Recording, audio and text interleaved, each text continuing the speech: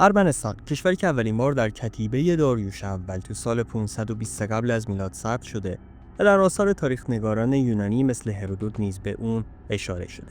ارمنستان نه تنها تاریخ کهن و دور و درازی داره، بلکه در تاریخ مسیحیت هم نقشی مهم و اساسی داشته. این سرزمین اولین حکومتی بود که مسیحیت رو در سال 301 میلادی به عنوان مذهب رسمی خودش پذیرفت. تو همین دوران کلیسای اچمیادزین به عنوان اولین کلیسای مسیحی جهان نیز در ارمنستان ساخته شد.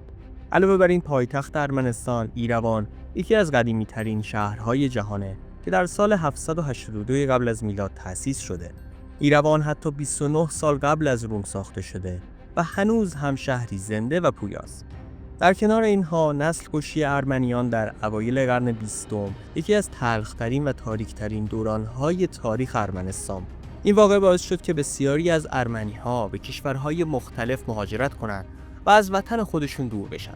جدای از تمام اینها، تاریخ ارمنستان به دلایل بسیار زیادی برای ما ایرانی‌ها مهمه، چرا که همواره این سرزمین بین ایران و امپراتوری‌های بزرگ دیگه دست به دست می‌شد و تا همین اواخر، یعنی در دوران قاجار نیز بخشی از سرزمین‌های ایران به حساب می‌اومد. تاریخ ارمنی‌ها از دوران باستان شروع میشه و ریشه‌های اون به هزاره‌های پیش از میلاد برمیگرده. سرزمین ارمنستان در قلب منطقه قفقاز بین دریای سیاه و دریای خزر یکی از نقاط مهم تمدنی و فرهنگی بوده و البته نکته بسیار مهم اینه که ارمنستان در گذشته محدود به این مرزهای امروزی نمیشد و خیلی وسیع‌تر از وضعیت فعلی بود و شامل بخش‌های بزرگی از آناتولی نیز میشد. با یک نگاه ساده به نقشه میشه متوجه شد که اولین چیزی که در مورد ارمنستان جلب توجه میکنه جایگاهی هست که نسبت به اطرافش داره.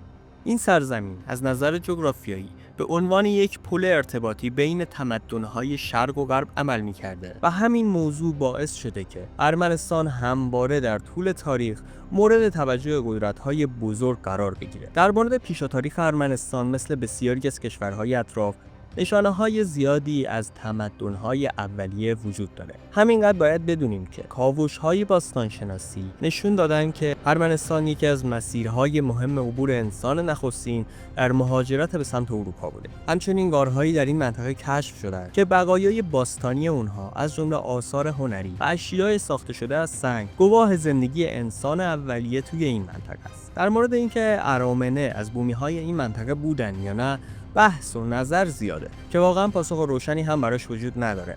اما طبق به شواهد باستانشناسی، گروه‌ها و اقوامی مثل هوری‌ها، هیتی‌ها، نایری‌ها و اورارتوها در هزاره‌های پیش از میلاد در این نواحی وجود داشتند که معروف‌ترین اونها اورارتوها بودند که اصلا مدتی هم قدرت گرفتند و پادشاهی مستقلی تشکیل دادند. از طرف دیگه از قدیمی‌ترین منابع تاریخ ارامنه، کتاب تاریخ ارمنیان اثر موسی خورنی از مهاجرت افسانه‌ای هایک نیاکان اسطوره‌ای ارمنی‌ها از بابل به ارمنستان حرف میزنه. این روایت هرچند اسطوره‌ایه اما ممکنه به یک خاطره جمعی از مهاجرت‌های هند و اروپایی اشاره داشته باشه. نکته جالبی که باید بدونیم اینه که ارمنیان خودشون رو های و کشورشون رو هایک یا هایاستان مینامن که ریشه در همون شخصیت افسانه‌ای ارمنی‌ها داره.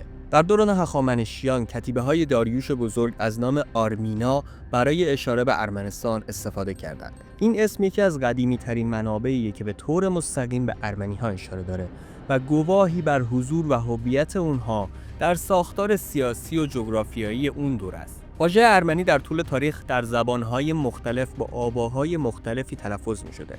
مثلا در منابع باستانی یونان ارمنی‌ها با نام آرمینوی شناخته می‌شدند و در لاتین به آرمینیا اشاره شده. در دوران پادشاهی اورارتو ارمنستان بخشی حیاتی از قلمروی این تمدن بود. آثار باستانی متعدد در ارمنستان امروزی از جمله قلعه اربونی و کتیبه‌های سنگی نشون میدن که این منطقه نه تنها بخشی از قلمرو اورارتوها بود، بلکه مرکز فعالیت‌های اقتصادی، نظامی و فرهنگی این حکومت نیز به حساب می‌آمد. قلعه اربونی که تو سال 782 پیش از میلاد به دستور شاه آرگیشتی یکم ساخته شد، یکی از برجسته‌ترین آثار معماری اورارتویی در ارمنستان. این قلعه در نزدیکی ایروان امروزی قرار داره و به عنوان یکی از پایگاه‌های مهم نظامی و اداری اورارتوها شناخته می‌شد. بعد از سقوط اورارتوها در قرن هفتم پیش از میلاد، ارمنستان به عرصه نفوذ قدرت‌های محلی و خارجی تبدیل شد. یکی از مهمترین وقایع این دوران یورش اقوام سکاها و کیمری‌ها بود که از شمال قفقاز به منطقه هجوم آوردند. این اقوام کوچ‌نشین با حملاتشون بقایای تمدن اورارتوها رو تضعیف کردند و زمینه رو برای روکار اومدن یک حکومت جدید فراهم کردند. اگرچه اقوام و گروه‌های مختلف تلاش‌های زیادی کردند، ولی این زمان دقیقاً همراه شده بود با قدرت گرفتن مادها در ایران و این آشفتگی فرصت مناسبی رو مهیا کرد تا ارمنستان و نواحی اون به تصرف مادها در بیاد. اما حکومت مادها دیری نپایید و با سقوط مادها و ظهور امپراتوری هخامنشی، ارمنستان و تمامی سرزمین‌های ماد بخشی از پادشاهی بزرگ هخامنشی شد. تو این دوران ارمنستان به لحاظ اداری بازسازی شد و نقش اقتصادی مهمی در قلمروی امپراتوری ایفا کرد. علاوه بر این، اونها به تولید و تأمین منابعی مثل غلات، دام و شراب برای ارتش هخامنشی شهرت پیدا کردند. با سقوط هخامنشیان تو سال 330 پیش از میلاد به دست اسکندر، ارمنستان هم مثل باقی ساتراپ‌های این امپراتوری دستخوش تغییر شد. تو این دوران ارمنستان به دو بخش تقسیم شده بود: ارمنستان بزرگ و ارمنستان کوچیک. هر دو منطقه تحت نفوذ قدرت‌های جدید قرار گرفتند. در دوران سلطه سلوکیان، ارمنستان همچنان به عنوان یک قلمرو نیمه مستقل عمل می‌کرد. فرمانروایان محلی ارمنستان که از دودمان‌های بومی بودند، تونستن به حفظ سنت‌های فرهنگی و سیاسی خودشون ادامه بدن. این حاکمان با استفاده از موقعیت کوهستانی و صعب العبور ارمنستان، عملاً استقلال داخلی زیادی داشتند.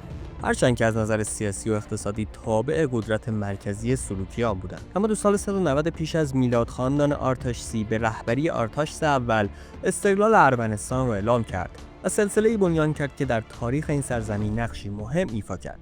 آرتاشس اول پایتخت خودش رو در شهر آرتاشات ساخت که به دلیل موقعیت جغرافیایی مناسب در نزدیکی رود ارس و مسیرهای تجاری به مرکز سیاسی و اقتصادی ارمنستان تبدیل شد. تو این دوره ارمنستان به یکی از قدرت‌های منطقه‌ای تبدیل شد و تونست روابطی با یونانیان، رومیان و اشکانیان برقرار کند. قابل ذکره که آرتاشات هنوز هم در ارمنستان با همین اسم وجود داره و مثل ایروان شهری بسیار قدیمی به حساب میاد. تو قرن اول پیش از میلاد ارمنستان تحت تاثیر و نفوذ اشکانیان ایران قرار گرفت. خاندان آرتاشسی همچنان به حکومت ادامه داد، اما روابط نزدیک با اشکانیان و ازدواج‌های سیاسی با خاندان اشکانی باعث شد فرهنگ و سیاست ارمنستان تحت تاثیر ایران قرار بگیره. تو همین دوران پادشاهی در ارمنستان روی کار اومد که معادلات قدرت رو در منطقه تغییر داد.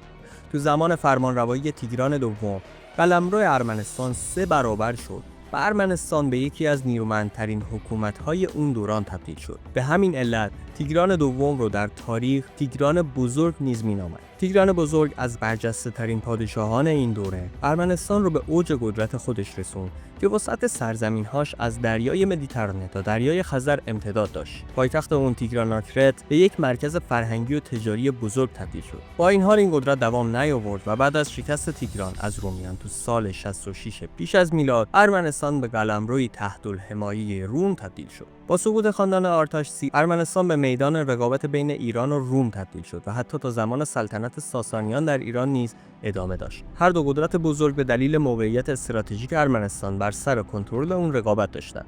این کشمکش‌ها منجر به این شد که ارمنستان بزرگ تحت نفوذ ساسانیان و ارمنستان کوچیک تحت کنترل روم قرار بگیره. اما یکی از مهمترین تحولات این دوره پذیرش مسیحیت به عنوان دین رسمی در ارمنستان بود. تو سال 301 میلادی تحت رهبری گریگور روشنگر و حمایت پادشاه تیرداد سوم، ارمنستان به نخستین کشوری در جهان تبدیل شد که مسیحیت رو به عنوان دین رسمی خودش پذیرفت. این تصمیم نه تنها هویت دینی و فرهنگی ارمنستان رو شکل داد، بلکه باعث شد که ارمنستان در تقابل با قدرت‌های ساسانی و روم قرار بگیره که البته با مسیحی شدن رومی‌ها این رقابت به ضرر ساسانیان که دارای آیین زرتشت بودند تمام شد. بین قرن‌های 4 تا 7 ارمنستان به طور مداوم بین امپراتوری روم شرقی و ساسانیان دست به دست می‌شد. این دوره با جنگ‌های متعدد و فشارهای فرهنگی و دینی از سوی هر دو امپراتوری همراه بود. ساسانیان تلاش کردند زرتشتیگری رو در ارمنستان ترویج کنند، اما مقاومت مردم و کلیسای ارمنی مانع از این امر شد. در این دوره کلیسای ارمنی نقش محوری در حفظ هویت فرهنگی و دینی ارمنستان ایفا کرد.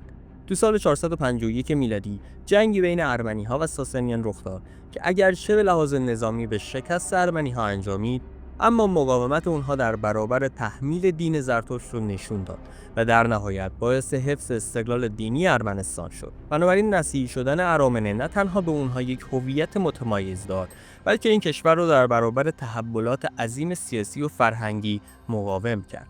اما داستان ارمنستان اینجا تموم نمیشه. قصه شنیدنی ارامنه بعد از ظهور اسلام و تاریخ پرفراز و نشیبشون از مهاجرت‌های اجباری به دست شاه عباس تا جدایی از ایران در معاهده ترکمنچای و نسل‌کشی اونها به دست امپراتوری عثمانی، داستانیه که تو ویدئوی بعدی مفصل راجع بهش صحبت می‌کنیم. بنابراین یادتون نره که ما رو لایک و سابسکرایب کنید تا ویدئوی بعدی رو از دست ندید.